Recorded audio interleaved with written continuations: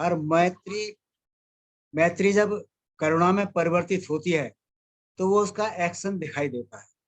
अगर एक्शन नहीं दिख रहा है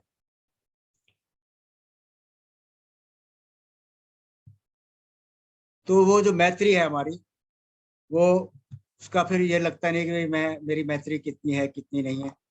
तो उसका परिणाम यही है कि वो हमें अपने एक्शन में दिखाई देनी चाहिए। मैत्री ध्यान बहुत, मतलब 2 साल से लगभग यहाँ पढ़ाया जा रहा है। मैंने भी कई बार ध्यान पढ़ाया है, लेकिन हर बार जितना भी इसका हम अनुभव लें उतना ही कम है। क्योंकि तथागत बुद्ध ने स्वयं भी कहा है कि आनंद मैत्री ही संपूर्ण धर्म। सभी जीवों के प्रति सुहृदय की भावना रखना, ये मैत्री है। मैत्री की प्रवृत्ति दूसरों की भलाई के लिए कार्य करना है। द्वेष की भावना कम करने से मैत्री बढ़ती है, लेकिन द्वेष की भावना हम कैसे कम करें, इसके लिए भगवान बुद्ध ने 3 जो मूल क्लेश हैं जो हमारे मन के अंदर है, जो धुरी में है, वो है राग, द्वेष और मोह। लेकिन मैत्री को बढ़ाने के लिए चंचलता और अहंकार, इन पर भी काम करने की जरूरत है। ये 5 प्रकार के जहर है।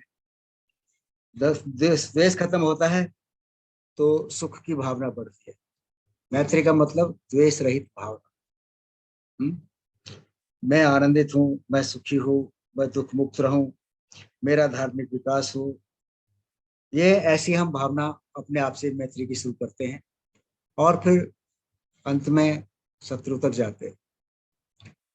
जहां तक मेरा अनुभव है, जहां तक मैंने पढ़ा है, मैंने सुना है, दुनिया के अंदर बुद्ध के अलावा किसी ने भी नहीं कहा कि दुश्मन के ऊपर भी मैत्री भावना रखनी चाहिए। लेकिन मैत्री के जो शत्रु है, जो नजदीकी शत्रु है, वो है प्रेम, जिसे स्नेह कहते हैं, और दूर का शत्रु है द्वेष। दूर का शत्रु तो दिखाई देता है, लेकिन नजदीक का नहीं दिखाई देता।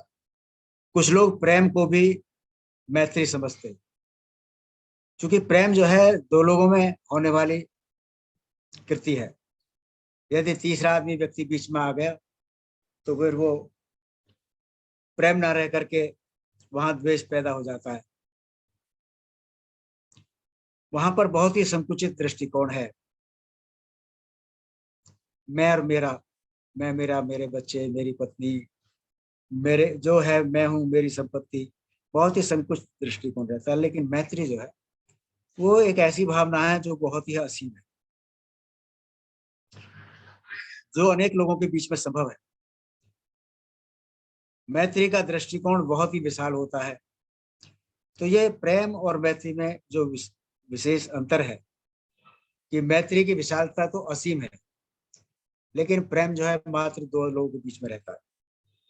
लेकिन मैत्री को बढ़ाने के 2 तरीके हैं। कौन कौन से तरीके? एक तो कृतज्ञता। यदि कोई हमारे साथ में कोई कृत्य करता है, कोई अच्छा भाव करता है, तो हमारे साथ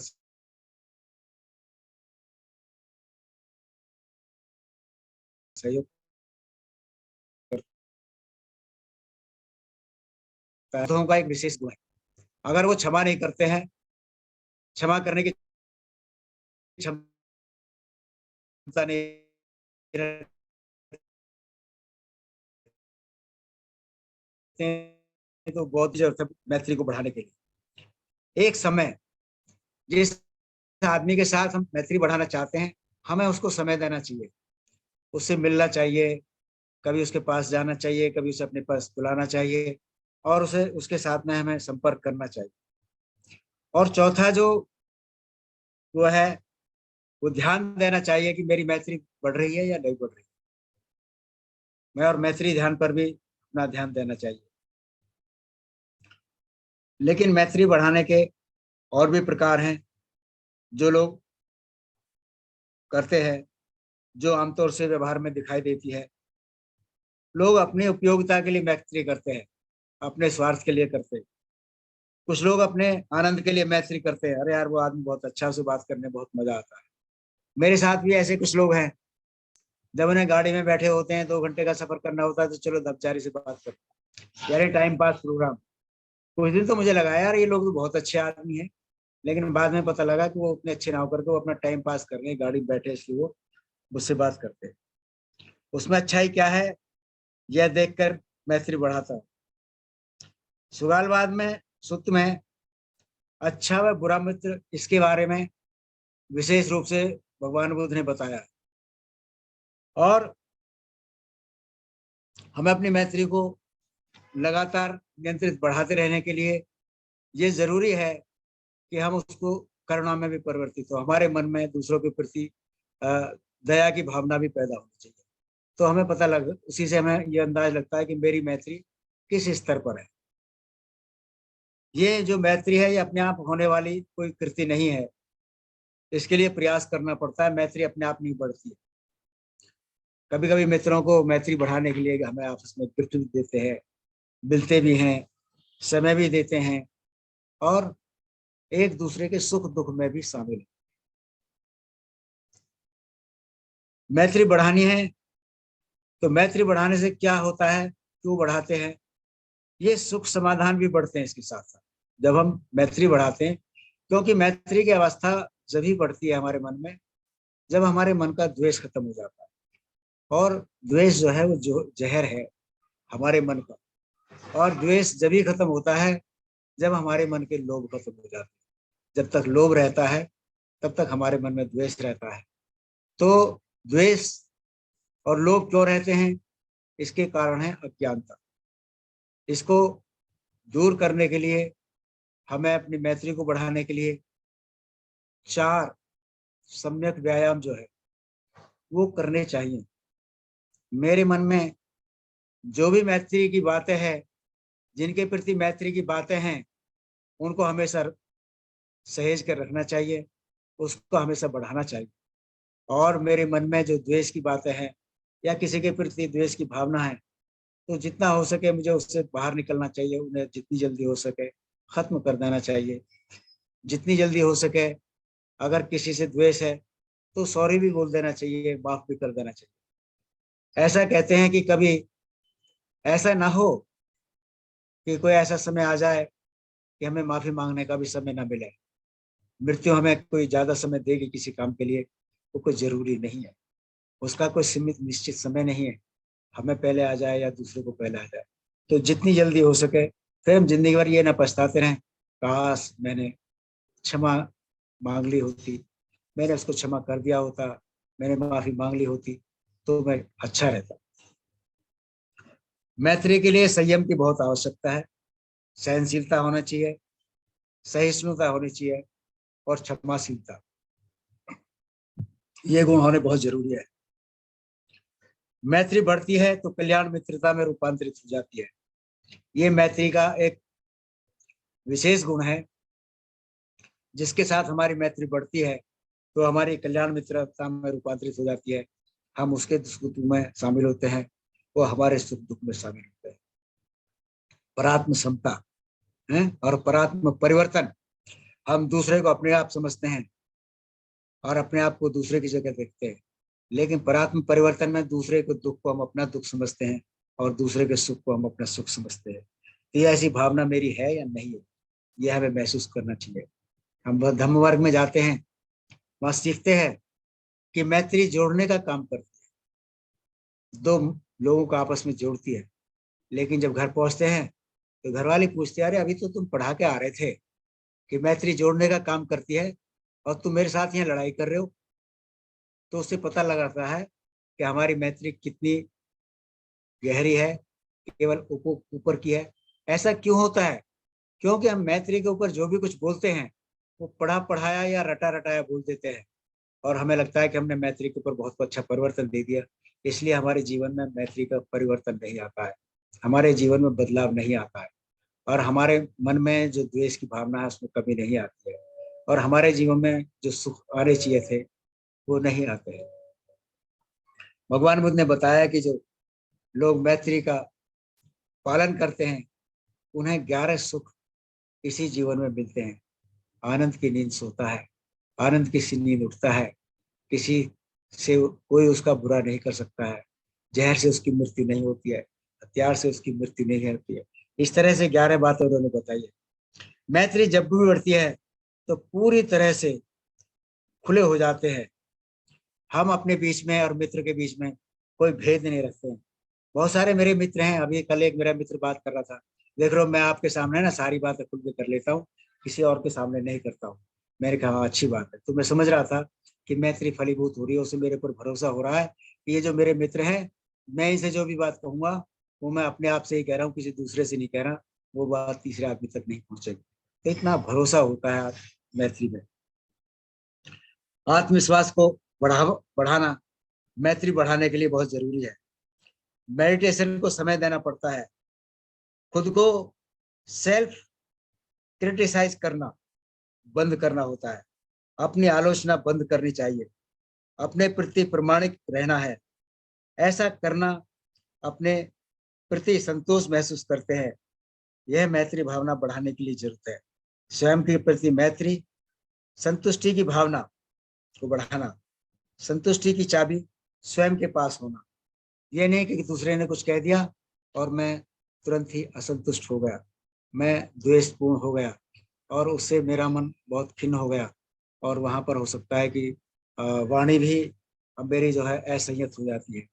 तो मैत्री भावना को बढ़ाने के लिए मुझे अपने आप में कितना परिवर्तन हो रहा है, मैं कितना आत्म परिवर्तन कर रहा हूँ, कितना परात्म परिवर्तन कर रहा हूँ, ये इस पर देखना बहुत जरूरी है।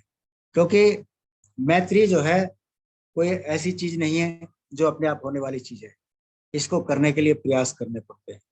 मैं कल एक प्रवचन सुन रहा था, तो उसमें चंद्रशील जी बता रहे थे कि जापान में एक लड़का था, बहुत ही खूबसूरत लड़का था, बहुत तंदुरुस्त लड़का था, और उसके पास में बहुत सारा धन था। लेकिन उसने धन को दिन रात ऐसे बर्बाद किया कि उसके पास एक पैसा भी नहीं बचा। उसे लगा कि अब मेरा जीवन बेकार है, मैं क्या करूं। तो उसे लगा मैं जैन मास्टर के पास जाता हूँ और मैं वहां मॉन्क बन जाऊंगा तो मेरा जीवन वहां कट जाएगा। लेकिन जब वो वहां गया तो उन्होंने उसे लेने से मना कर दिया कि हम तुझे नहीं रहेंगे भाई। तो वो वहां उस बुद्ध विहार के गेट पे, या उनके जो रहने की जगह थी उसके गेट पर 2 दिन तक खड़ा रहा। अंत में जैन मास्टर ने कहा अच्छा चलो अंदर आ जाओ। उन्होंने कहा तुम्हें क्या आता है? उसने कहा मुझे कुछ भी नहीं आता। नहीं, कुछ तो आता ही होगा। नहीं, मुझे कुछ भी नहीं आता है, मैंने बर्बादियां सीखी हैं और मैंने कुछ करना सीखा नहीं है। हाँ, लेकिन मैं चेस अच्छा खेल लेता हूँ।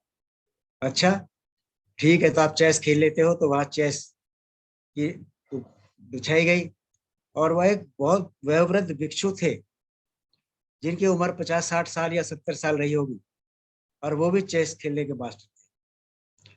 उन्होंने कहा दोनों चेस खेलेंगे, और उन्होंने फिर वहां पर ला करके एक तलवार रखी।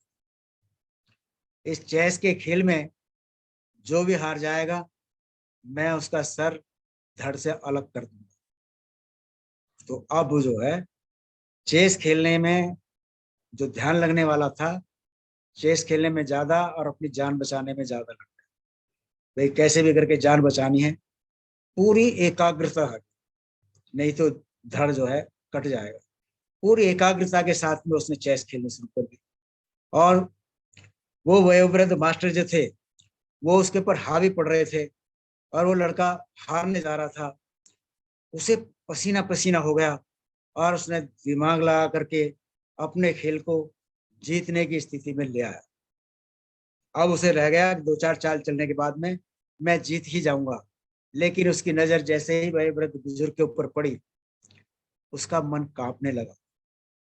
वो बोला अरे, इतना अच्छा व्यक्ति जो इतने दिल से शीलाचरण कर रहा है, नैतिकता का जीवन जी रहा है, आज मेरी वजह से उसकी गर्दन कट जाएगी, ये तो बहुत बुरी बात है। और उसके मन में उस आदमी के प्रति मैत्री, इस भावना कदर उबड़ी कि उसके मन में करुणा ने जन्म ले लिया, और उसने अपनी सही चाल चलनी कम कर दी। और अब इस स्थिति में आ गया दोबारा कि 2-4 चाल के बाद में वो हारने ही वाला था। तो जैसे ही ये स्थिति आई, जैन मास्टर ने वो चेस जो जिस टेबल पर रखी थी वो टेबल पर रखी, बोला कोई ना हारा ना कोई जीता, लेकिन आपके अंदर इतनी देर में जो परिवर्तन आए उसको मैंने देखा। तुम्हारा जो बिखरा हुआ मन था वो एकदम एकाग्र हो गया मौत के भय से, और मौत के भय से एकाग्र हो गया, तुम्हें पसीना पसीना आ गए और तुमने खेल को पूरी ताकत से खेला। उसके बाद में तुम जीतने की पोजीशन में आ गए, लेकिन इसके बाद में आपके मन के अंदर मैत्री भावना उभरी और आपने अंदर करुणा आई और आप हारने की तरफ जानबूझकर चाल चलने लगे।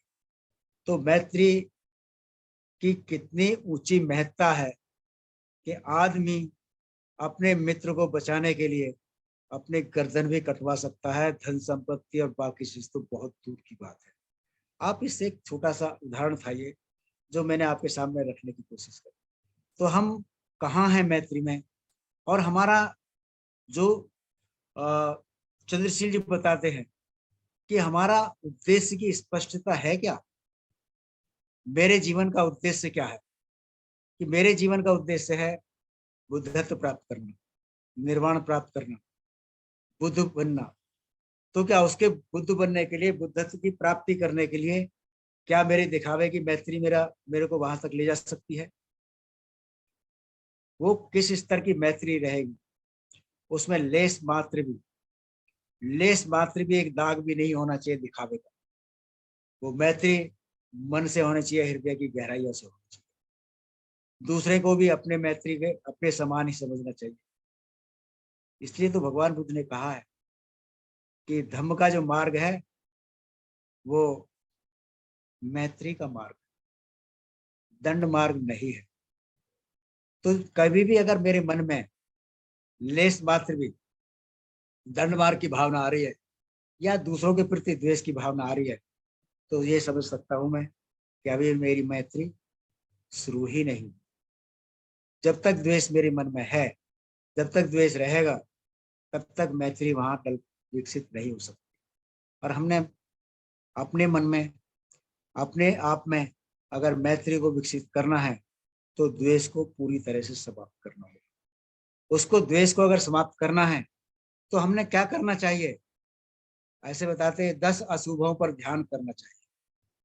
हमें शमशान घाट में जाना चाहिए, हमें उस मॉर्चरी में जाना चाहिए जहां पर लोगों के पोस्टमार्टम होते हैं। वहां जाकर देखें 2-2 दिन की लाश है, 3 दिन की लाश है, कितनी सड़ी रहती है, कितनी गली रहती है, कितनी बदबू उठती रहती है। और हम सोच सकते हैं कि अगर मृत्यु आ गई तो 2 दिन के अंदर मेरे शरीर की भी ऐसी ही गति होने वाली है। जब मेरी गति ऐसी हो सकती है तो मैं इस नश्वर शरीर का क्यों ना ज्यादा से ज्यादा अच्छा लाभ उठाऊं, और क्यों ना मैं इस शरीर को दूसरों की भलाई के काम में लगाऊं। अगर हमें अपनी मैत्री को विकसित करना है तो हमें जीवन की 5 सत्यताओं पर ध्यान करना होगा कि जीवन की सत्यता क्या है। जीवन की सत्यता पहले यही है, अगर मैंने शरीर धारण किया है तो मुझे मृत्यु भी आएगी, मरना भी है, ये भी एक जीवन की सच्चाई है। दूसरी सच्चाई ये है कि शरीर धारण किया है तो ये रोग धर्मी भी है। मैं जहां तक, जितने मेरा अपना अनुभव है, आज 50% से लोग अपना जो जीवन है दवाइयों के बल पर जी रहे। दवाई ना रहे तो शायद उनका जीवन बहुत कष्ट में होता है। तो ये शरीर जो है रोग धर्मी है। तीसरी जो सच्चाई है वो यह है कि मेरा जो शरीर है वो बुढ़ापे की तरफ जा रहा हूँ। मैं दिन पे दिन क्षरण हो रहा हूँ, दिन पे दिन क्षीण होता जा रहा हूँ, कमजोर होता जा रहा हूँ और बुढ़ापे की तरफ जा रहा हूँ। चौथी सच्चाई ये है कि मेरे जितने भी प्रिय हैं, मैं उन सबको एक ना एक दिन छोड़ के जाने ही वाला हूँ। जब मैं उनको सबको छोड़ के जाने वाला हूँ तो मेरी आसक्ति क्यों है? मैं उनके लिए अपने मन को क्यों खराब कर रहा हूँ? मैं उनके लिए क्यों किसी के साथ में चीटिंग कर रहा हूँ? क्यों मैं लोभ में फंसा हुआ हूँ? क्यों मैं मोह में फंसा हुआ हूँ, अज्ञानता में फंसा हुआ हूँ? तो इसके लिए हमें जीवन की सत्यताओं पर ध्यान करना चाहिए। और सबसे बड़ी जो बात आखिर बताई है वो यह है कि मैं अपने कर्मों का वारिस हूँ। तो मैं अपने कर्मों का वारिस हूँ, मुझे अपने कर्मों का फल स्वयं ही भोगना पड़ेगा। तो मुझे क्यों ना फिर अपने कर्मों को कुशल कर्म करना चाहिए, अकुशल कर्म क्यों नहीं छोड़ देने चाहिए? तो अगर कुशल कर्म करने ही है तो मैत्री तो कुशल कर्म है। 4 ब्रह्म विहार तो कुशल कर्म है। मैत्री, करुणा, मुदिता, दूसरों की खुश में खुश रहना, दूसरों की सुखी में सुख रहना। और उपेक्षा, उपेक्षा मतलब अटल ऐसी स्थिति जो मैंने तय किया है कि मुझे मैत्रीपूर्ण मार्ग पर चलना है, उस पर उससे विचलित नहीं होना, उस पर आरूढ़ होना। मुझे किसी भी चीज से कोई चीज मुझे डिगा नहीं सके। बताते पर्वत जैसी स्थिति, चाहे कितना ही तूफान आए। तो क्या मेरी ऐसी स्थिति है? मुझे इन बातों पर चिंतन करना चाहिए। मुझे अपनी मैत्री को दूसरों के प्रति कैसे मैं सहिष्णु रहूं, कैसे मैं सहनशील रहूं, लेकिन दूसरे लोगों के प्रति नहीं तो सभी प्राणियों के प्रति। इतना ही नहीं तो जो वेदर है, वातावरण है, आज बरसात का मौसम है, थोड़ी देर लाइट चली जाए, हाँ हाँ हाँ पसीना आने लगते हैं, गर्मी इतनी होती है और हम विचलित हो जाते हैं। नहीं, ये इसके प्रति हमें सहनशीलता और सहिष्णुता, इसके भी प्रति हमें बरतनी चाहिए। हमारा मन अडिग रहना चाहिए, किसी भी चीज से, किसी भी तरीके से मेरा मन चलायमान नहीं हो, मेरा मन कंपायमान नहीं हो, मेरा मन एकदम निश्चित रहे। ये दृढ़ संकल्प इस तरह का रहे। मैं, मेरे मन में जो कुशल कर्म है, जो मैं करता हूँ, उन्हें और उनकी मैं बढ़ोतरी करूँ, मैत्री की बढ़ोतरी करूँ, करुणा की बढ़ोतरी करूँ। मैं दूसरों की मदद कैसे कर सकता हूँ, इसके लिए मैं तैयार रहूँ। है तो जो जिस तरह से मदद कर सकते हैं उस तरह से करना चाहिए। जरूरी नहीं कि आपके पास धन नहीं तो आप मदद नहीं कर सकते। अगर किसी को देख करके आप मुस्कुरा देते हैं तो उस मुस्कुराहट से भी उसके मन में जो दुख होता है उसको हल्का सा आराम मिलता है। अरे यार, मैं खामखा दुखी हो रहा हूँ, सब दुनिया इतनी अच्छी है। तो ऐसे भी हम किसी की मदद करते हैं, किसी को धर्म पढ़ा करके, धर्म की बातें बता करके उसको दुखों से बाहर निकालने का काम करते हैं। ये भी दूसरों की मदद करना ही है। और तथागत बुद्ध ने स्वयं कहा है कि सब दानं धम्म दानं जिराति, सभी दानों से बढ़ करके धर्म का दान है। लेकिन लोग तो अपना शरीर तक दान देते हैं। इतिहास में बहुत सारे उदाहरण है। तो हम इस मैत्री को कितना बढ़ा सकते हैं, ये एक मेरा अपना अनुभव लग रहा है। हम जितना अपनी मैत्री को बढ़ाएंगे, हमारा संघ उतना ही मजबूत होगा, उतना ही फलीभूत होगा, और उसकी आयु भी उतनी ज्यादा लंबी होती चली जाएगी। जितना हमारा संघ में हम जैसे मैत्रीवान होंगे तो दूसरे लोग भी एक दूसरे से देख करके प्रेरणा लेते हैं।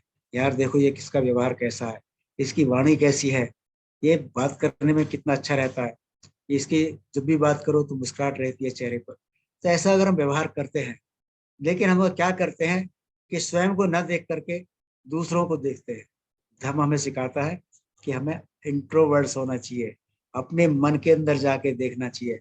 दुनिया कैसी है, वो तो जैसी थी वैसी ही है। 2500 साल पहले भी ऐसी थी, बुद्ध के समय भी ऐसी थी, बुद्ध के बाद भी ऐसी थी। लेकिन इन दुखों से मुक्त होकर के, मैं जो दुख मुक्ति के मार्ग पर चलने का मैंने तय किया है, मैं इससे दुख मुक्त कैसे हो सकता हूँ? अगर मैं सच में दुख मुक्त होता हूँ, मैत्रीपूर्ण रहता हूँ, तो इससे हो सकता है किसी और दूसरे भाई को भी प्रेरणा मिले। हमें ऐसा जीवन जीना चाहिए और ऐसा हमें आगे चलना चाहिए। तो मैत्री, मैत्री एक कहने की चीज नहीं है, मैत्री एक बोलने की चीज नहीं है, मैत्री एक जीवन जीने की चीज है। कि मैं मैत्रीपूर्ण कैसे, हम शुरू शुरू में आए थे, क्या समझते यार ये हो जाएंगे, तो पहले शुरू में और कुछ नहीं रहता था।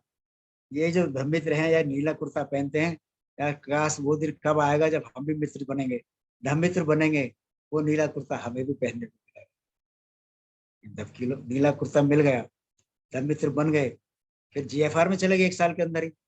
फिर ये रहने लगा यार जीएफआर में आ गए, हमें भी कैसा कम मिलेगा।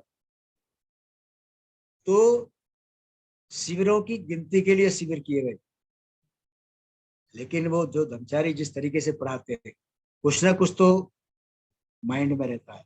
लेकिन जो सीखा वो यहाँ तक था। लेकिन जब केसा गले में पड़ गया और जब आगे की जो साधनाएं सीखनी शुरू करी, तब समझ में आया कि ये जो हमने शिविर किए हैं, ये हमें दोबारा से पढ़ने पड़ते हैं, डायरिया उठा के दोबारा करनी है, दोबारा भी ये शिविर हमें करने चाहिए। ये शिविर जो है गिनती गिनने के लिए नहीं थे, ये मेरे जीवन को परिवर्तित करने वाले सूत्र थे, जो मेरे आचार्यों ने, मेरे टीचरों ने, गुरुओं ने मुझे सिखाए थे। लेकिन मैंने उसको हल्के में लिया, समय बहुत कम है, पता नहीं कब मृत्यु आ जाएगी, किस क्षण आ जाएगी, बता करके नहीं आएगी। इसलिए प्रयासरत रहता हूँ मैं तो कि जितनी भी जल्दी हो सके मैं अपने मन में जो भी कुछ अकुशल विचार है उनको ज्यादा से ज्यादा देखने का कोशिश करता हूँ, और जिनको धीरे धीरे करके मैं निकालने की कोशिश कर रहा हूँ। मैं ये नहीं कह रहा हूँ कि मैं परिशुद्ध हो गया हूँ, लेकिन मेरा मन अब उधर को चलने लगा है, और उसके अनुभव भी मैं महसूस करता हूँ। जो लोगों के साथ में जो बातें होती थी पहले, वो मैं भी यहाँ से ऊपर करता था, लोग भी मेरे साथ यहाँ से, वो तो मुझसे भी आगे थे ना, वो तो मुझसे भी ज्यादा गहन थे। लेकिन अब मैं ये महसूस कर रहा हूँ कि उन्हें तो मुझ में परिवर्तन दिखता नहीं दिखता, लेकिन मुझे उन लोगों में ये परिवर्तन दिखता है, क्या वो हृदय की गहराइयों से बात करते हैं, मन की वो बातें भी मेरे साथ शेयर कर लेते हैं जो दूसरों के साथ नहीं करते हैं। हर समय समय पर मेरा मार्गदर्शन भी करते हैं। मेरे चैप्टर के लोग हैं जो समय समय पर मुझे मार्गदर्शन करते हैं, मैं उनका बहुत बहुत धन्यवाद करता हूँ। कोई बात भी होती है तो वो बताते नहीं, अभी आपकी वाणी में जो ना बात करते करते कठोरता आ गई है, अब मैं आपसे बात नहीं कर रहा हूँ, मैं आपसे बात करता हूँ। हो सकता है कि उन्हें मेरे मुझे उस समय बुरा लगता हो, ऐसा वो सोचते हो, लेकिन जब मैं बाद में सोचता हूँ तो मेरा मन जो हृदय है वो उनके प्रति मैत्री से भर जाता है। यही वो मित्र है जिनके लिए कहा गया है कि निंदक नियरे राखिए, आंगन कुटी छवाए। तो ऐसे निंदक जो मेरे मन में छुपे हैं अकुशल विचारों को मुझे दिखाते हैं, वो ऐसे मित्र हैं मेरे, जिन्होंने जैसे मुझे गड़ा हुआ खजाना दिखाया हो कि ये खजाना है, ये तुम्हारा है, तुम इसे ले सकते हो और जी सकते हो, लेकिन तुम गलत जगह जा रहे हो, वो सब चीजें छोड़ दो। तो मैं इस क्लास के माध्यम से सही में अपने उन सीनियर लोगों का, और ऐसे भी लोग हैं कुछ जो संग में भी नहीं है, वो भी कभी कभी समय समय पर मुझे सलाह देते हैं, तो मैं उनके प्रति भी दिल की गहराइयों से, अनंत गहराइयों से उनके प्रति पुण्यानुमोदन करता हूँ कि वो मेरा मार्गदर्शन करते हैं, मुझे सहयोग करते हैं, और वो मुझे बहुत आगे ले जाने के लिए बहुत मुझे मौके देते हैं। लेकिन मैं कहता हूँ कि नहीं नहीं, अभी मुझे लगता है मेरी तैयारी में कुछ कमी है, मुझे ऐसा लगता है, तो मैं कहता हूँ अभी नहीं, चलो फिर कभी, अभी नहीं, चलो फिर कभी। लेकिन अब मुझे लगता है कि मैं कुछ तो भी तैयार हूँ, कुछ तो भी मुझ में ऐसा घट रहा है, कुछ तो भी मुझ में ऐसा परिवर्तन हो रहा है, जो मैं पहले था वो अब नहीं हूँ, ऐसा मैं महसूस कर रहा हूँ। तो वो मुझे इसलिए महसूस हो रहा है क्योंकि जो मेरे कल्याण मित्र हैं, मेरे जो मित्र हैं, मेरे जो चैप्टर के सदस्य हैं, मेरे जो आचार्य हैं, वो अभी भी मुझे फोन करके बात करते हैं, मेरे बारे में बातचीत करते हैं, चर्चाएं करते हैं। मैं बात यहाँ करता हूँ, मित्रों के साथ बात करता हूँ, और जब मैं कभी अपने सीनियर कर्मचारियों के साथ में, जो मोस्ट सीनियर है, उनके साथ बात करता हूँ कि सर मन में ऐसा ऐसा विचार, अरे हाँ हाँ पता लगा था तुम ऐसा सोच रहे हो। ये बातें वहां तक कैसे पहुंच जाती है मुझे नहीं पता है, लेकिन सबको सब पता रहता है। अगर मुझे गलत फहमी है तो मुझे यह कि मुझे ही पता है, किसी को नहीं पता। जो भी मैं कृत्य करता हूँ पूरे ब्रह्मांड को पता रहता है, ऐसा मैं मन करके चलता हूँ। और मैं अब कोई ऐसा छुपा कर, ऐसा कोई कर्म नहीं करता जिसे मुझे छुपा कर रखना पड़े। मैं हर चीज अपनी बात खुल कर रखना चाहता हूँ अपने मित्रों के बीच में, ताकि मेरे मित्रों को भी लगे कि हाँ यस, आप हमारा मित्र जो है भरोसे लायक मित्र हो गया है, अब हमारा मित्र विश्वास करने लायक हो गया है। मैं ऐसा बनना चाहता हूँ। मैं प्रवचन नहीं दे रहा, मैं तो अपने अनुभव को आपके साथ शेयर कर रहा हूँ।